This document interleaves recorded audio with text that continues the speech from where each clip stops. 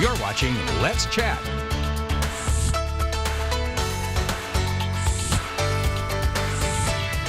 We're learning about a special symposium right around the corner for adults with autism and how you can be a part of it right here. Today we have our friends Kirk Lazenby, who is a student volunteer, as well as Nathan Zimmerman, the program director for the Chattanooga Autism Center's GCA Center for Adult Autism. Yes, Thank you guys for making the time to be here this morning. Thank you for having us. We're happy to be here. So tell me a little bit about, we want to get started just about the mission of the symposium. The symposium was to bring autistics and try to give them resources and stuff and tools, and different topics that maybe their parents didn't talk about, or maybe their parents did not know, and so on. And I think that's something that has been really beautiful, seeing throughout the years, learning more about the spectrum of autism. And it isn't just one, surefire way of, identifying someone. There's all these different characteristics, traits that people can be a part of. We kind of visualize it as a soundboard. Everybody has different areas that they have sensitivities, or we're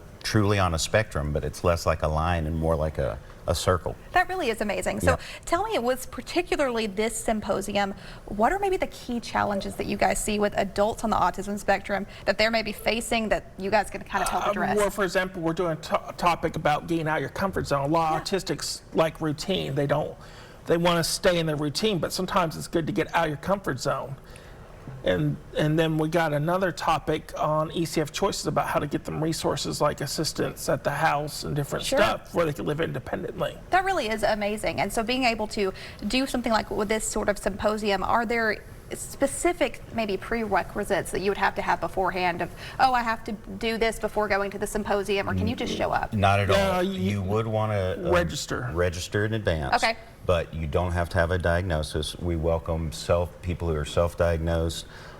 We have a lot of resources for getting diagnosed late in life. We'll have a lot of resources for supports. We're going to have exhibitors at the beginning that will be able to offer those kind of services and support. So the main thing is this is specifically for autistic adults, and most of these conferences and symposiums are usually more kid and teen centric. So this is a special event because it's for autistic adults, and it's completely put together and ran by autistic adults. And do you think it's almost a challenge as well, getting maybe diagnosed later in life as opposed to when you're younger? I think it is, because a lot of people, like I got diagnosed later in life, and because I got diagnosed later in life, and sometimes they may not have gotten the resources they need, and they've had to figure out stuff on their own. Yeah, and it's almost like, I guess, a sense of clarity along the way, being like, oh, this makes sense of why this is something that I deal with, and not feeling like, you nailed it. Yes, but being able to go through those things and I'm a late diagnosis as well, and it kind of brought everything together for me. It was illuminating for me,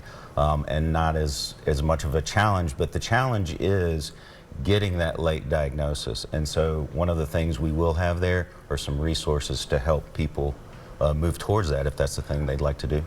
That really is amazing. So tell me specifically what you guys are hoping that people will take from this event. Obviously this is geared towards our adult population, but what they can take from this, or just, family members, if they're like, want to get involved. I think it will help them get resources and educate them and give them some tools, and then we'll have the vendors there, the different places and then the topics and stuff. So it's got a lot of good stuff. So when we say the word symposium, I feel like that's a really fancy word that some people are probably like, what are you talking about? Can you break it down for me, kind of what that layout looks like? Absolutely. We're going to have 12 speakers.